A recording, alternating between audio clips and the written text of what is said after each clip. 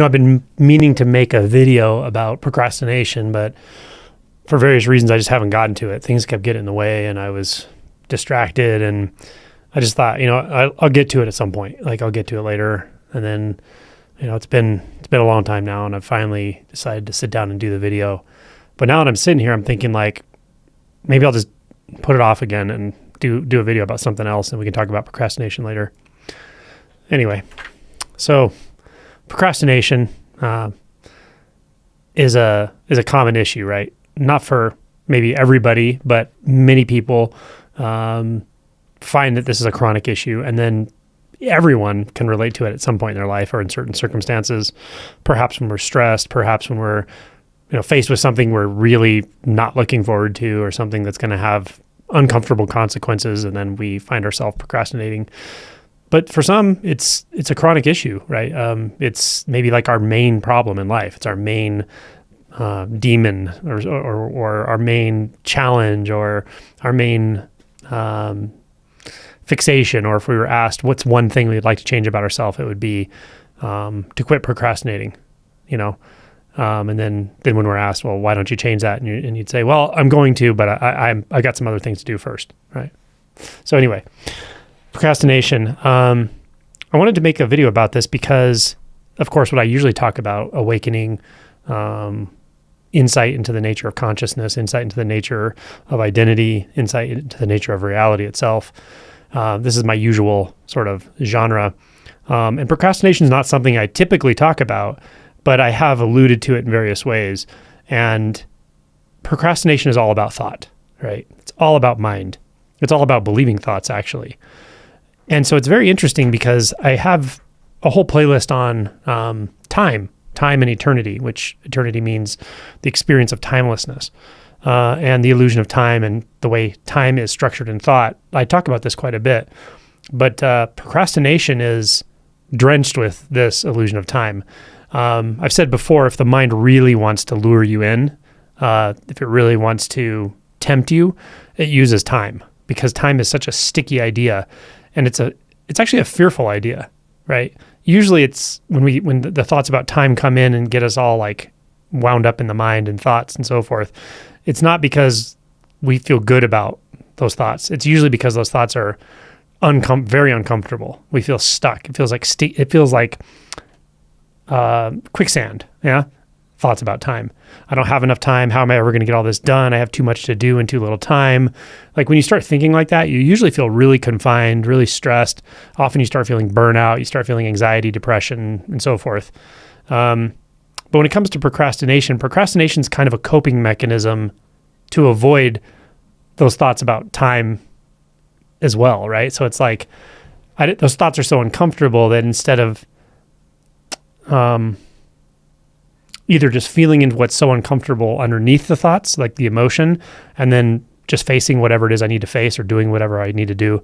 Instead of doing all that, it's like you just add another layer of illusion on top of it. And the procrastination is basically the belief that if I do it later, or I will do it later, that's actually a choice, that you're actually doing something. That's like as if that's an action. It's not an action. It's an illusion. It's like convincing yourself again that time exists and that you have plenty of time, and then you're going to use that plenty of time, that surplus of time, to do something later that your instinct is actually telling you to do right now, right? So it's a kind of avoidance mechanism and a coping mechanism, and it's, to me, going just one more degree unconscious in relation to time, yeah?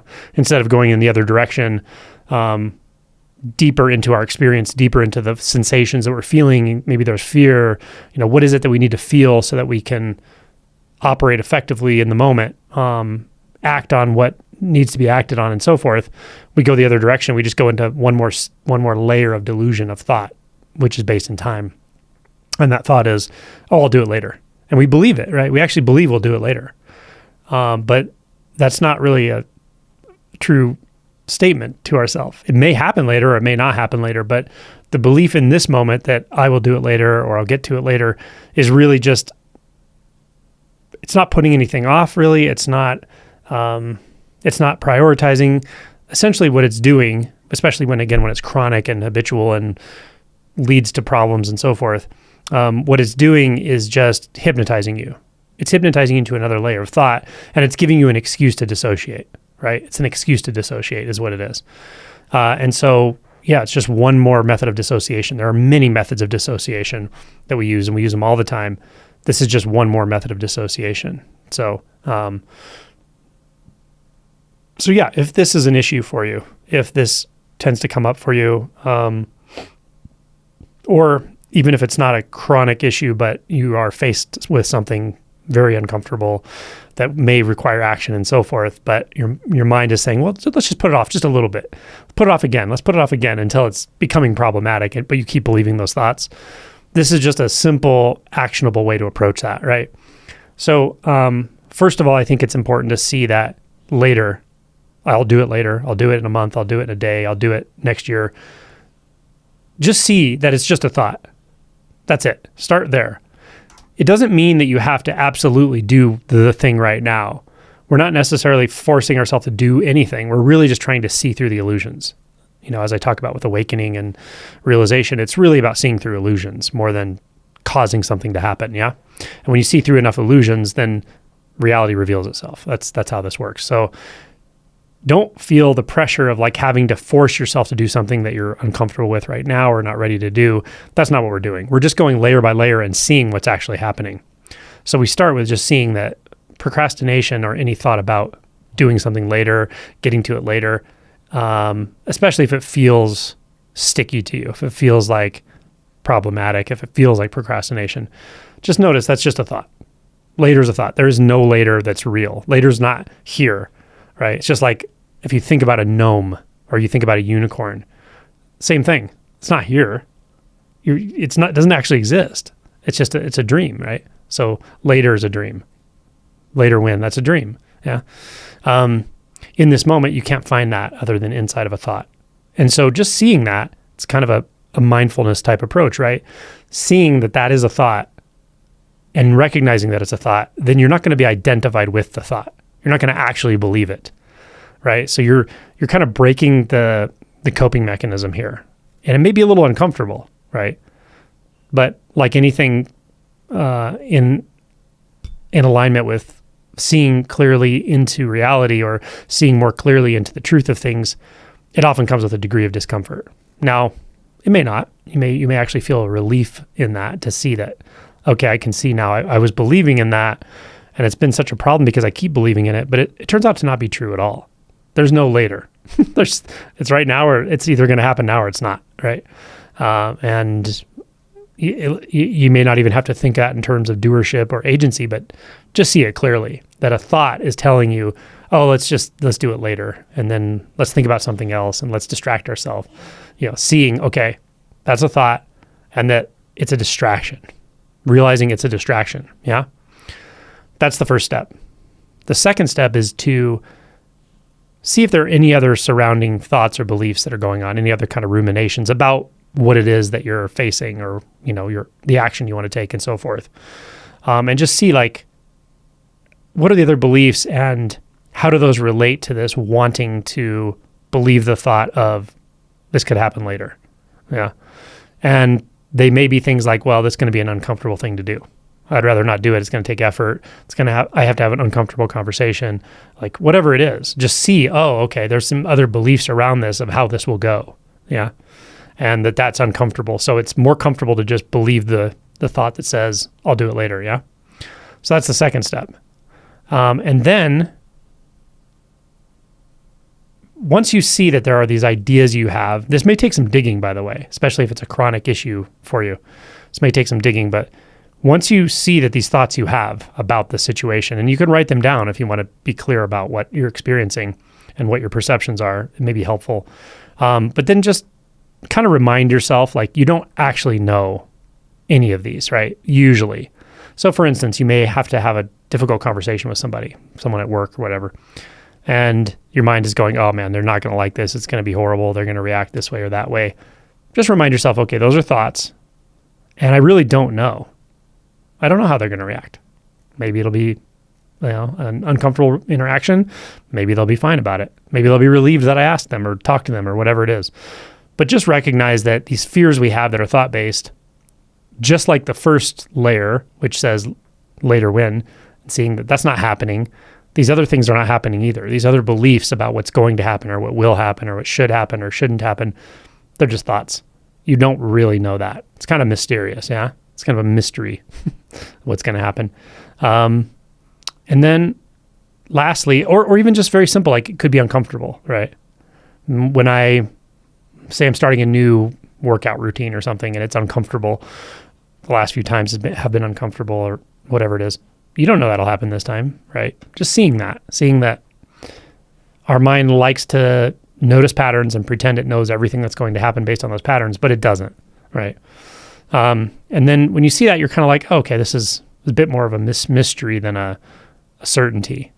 And just see if you can kind of enjoy that a little bit. Just enjoy the adventure of that. Enjoy the unknown a bit, and see that that's what living is about. It's about really being in the unknown, right? Risk, creativity in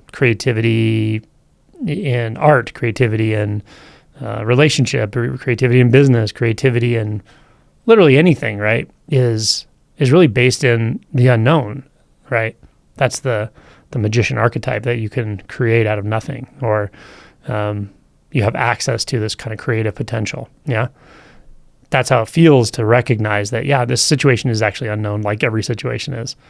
And then the next step to me would be ask your instinct, like, how important is this to do, right? How important is this to address now? How important is this to move forward on, whatever it is? Just feel into that. You don't even have to have an exact, definite answer, but just trust that your instinct that goes beneath thoughts, it's more intuitive than thought. And you've already gotten there. You've already gotten towards the intuitive side of this because you've noticed the thoughts, disidentified with the thoughts. Now you're kind of more at that place of intuition, right? What is my intuition about this? Do I need to do this now or do I not? That's it. And spend some time with that. And then lastly, and maybe more importantly, and you don't have to do these in any exact order, but importantly, feel what you need to feel. Yeah. And sometimes there's fear, and that's okay. Oh, there's fear because there's the unknown. There's fear because there's a mystery. But fear is the gateway emotion to the magician archetype, the archetype of change and transformation and magic and alchemy and shape-shifting, right? All of it. So just see, okay, fear is a normal emotion to have here. Fear is also curiosity. Fear is also excitement. They're all the same emotion, right? And then feel it. Can I just feel that as directly as possible? Feel that emotion as directly as possible. Yeah? Those are the stages to this process, or the steps I would take to address procrastination. Now, you probably noticed I didn't at any point actually say make a decision, right? Because this isn't a self-help video. This is a realization video. So you don't need to worry about that part, actually. That will take care of itself. You will become more decisive. You will become more adventurous. You will lean into life more when you've disidentified from those thoughts, when you've felt the emotions, when you've learned to trust your instinct. That's what this is about, right? It's not about manifesting. It's about seeing clearly. That's it. Very simple. So if you practice this, you'll actually get better at it for sure, and you'll start to more align with what's real, what's here, and start to align away from the illusions, the distractions, the thoughts, and so forth. Let me know if this is helpful.